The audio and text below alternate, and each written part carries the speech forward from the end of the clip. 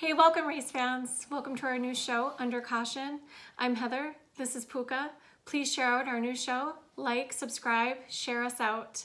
And today, our show is brought to you by Sturdy Race Engines. They've been building winners for more than 30 years. You can find them at sturdyengines.com.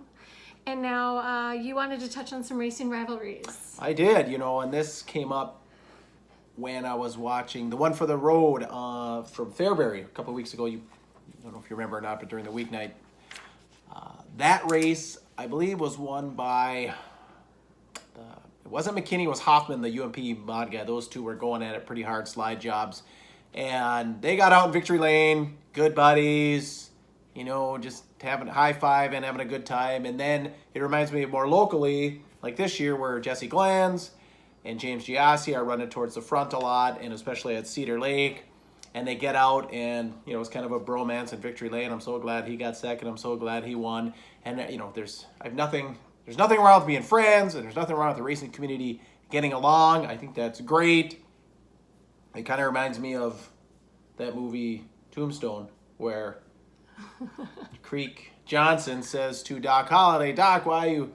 When they were chasing down the Cowboys, why are you doing this with Wyatt Earp? And Doc Holliday responds to Creek, said, "Well, Wyatt Earp's my friend." And Creek Johnson says, hell, I got lots of friends.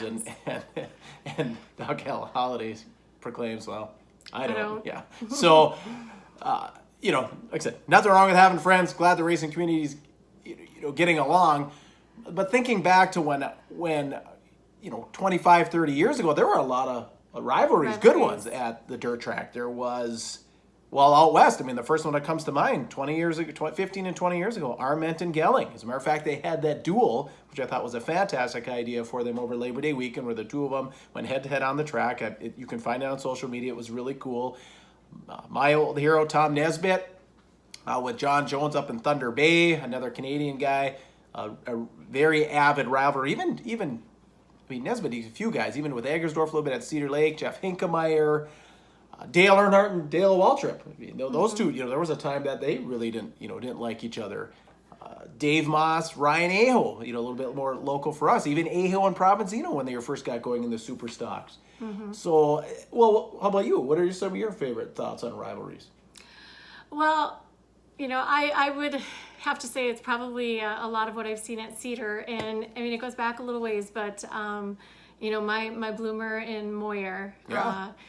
So please comment on your favorite rivalries below and share them out with us, so we can read those comments and hear what other people are feeling as far as rivalries go. Yeah, great idea. Yeah. Let's get a little thread going, and we'll be kind of back to memory lane here. So that's what kind of got me thinking about it. And if you again go back to when we were teenagers a little bit, that word rivalry and just competition. Like Michael Jordan was the most famous athlete in the world, 20, 25, and 30 years ago, by far.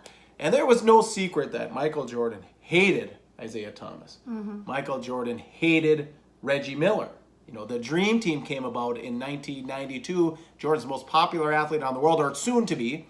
He's going to lead that team. He wanted, he was competitive. He wanted to beat Magic and win a championship. He wanted to beat Larry Bird. And this is not from, many of you have seen the documentary, The Last Dance, that came out this spring. We all knew that. You knew 20 years ago that Michael Jordan hated Isaiah Thomas. I'm a hockey guy, and I knew that. And you have to remember, at that time, the NBA was number one. It wasn't the NFL. The NBA was number one. When Jordan was winning championships, the NBA was number one. And like I said, he had these fierce rivalries, almost hatred. And like I said, he single-handedly kept Reggie Miller and Isaiah Thomas off that original Dream Team in 1992. He said, if you take them, I'm gone. Of course, everyone wanted Mike. They took Mike. Those two didn't make the team.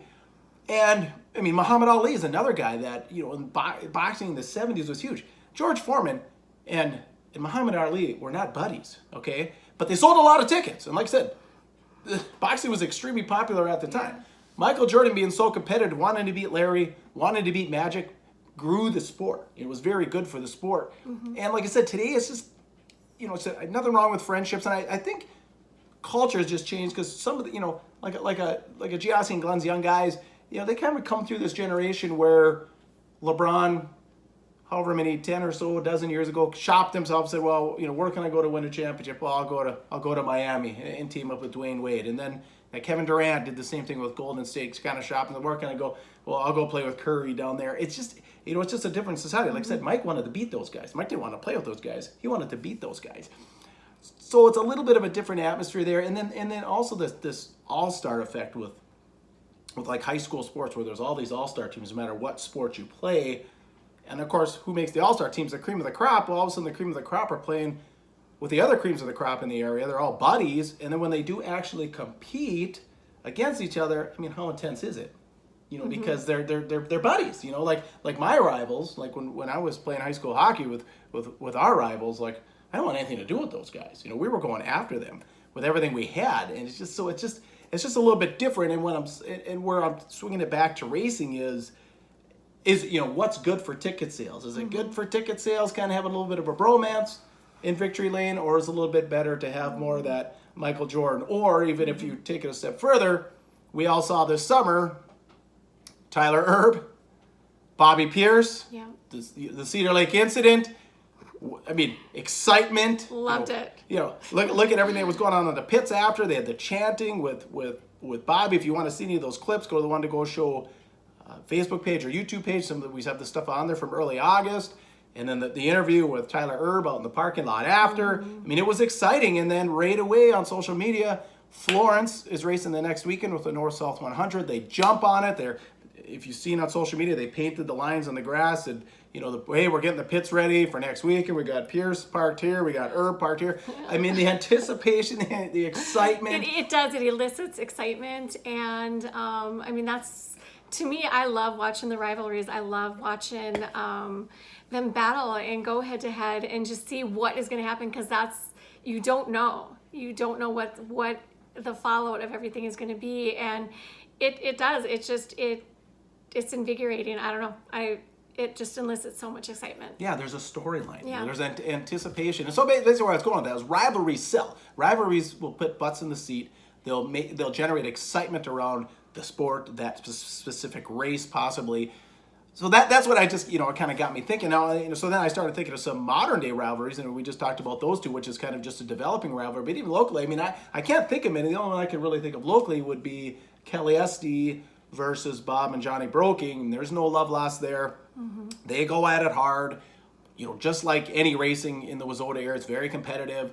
So you got to race pretty hard, to get a little edge. And, when they get side by side, it always adds a little bit, when they get side by side, you're not like saying, even if they're battling for fourth and fifth, it's not like, well, I'm going to watch the leader now. No. Yeah, you're watching fourth and fifth until one of them clears each other.